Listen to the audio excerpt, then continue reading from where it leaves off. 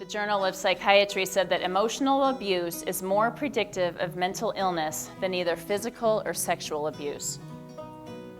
I thought that was amazing. Came as a shock to me. But then this next piece of research is just plain scary. So screaming at children significantly impairs their brain development.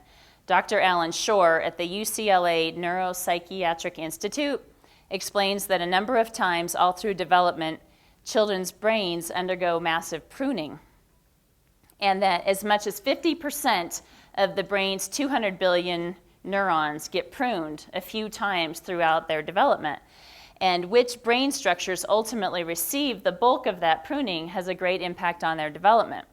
So then the way it works is that if you scream at your kids, you keep activating the part of their brain that's the more primal, primitive, fight or flight kind of brain, or part of the brain. It's the amygdala and the hippocampus, which is down here, closer to our brainstem, more primal.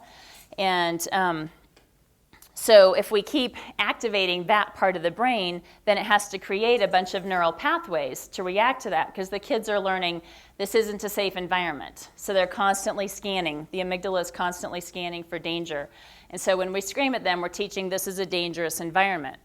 So then, as the brain undergoes its pruning, it has to prune something, but it's learned that that more primal part that's fight or flight needs all those neural pathways.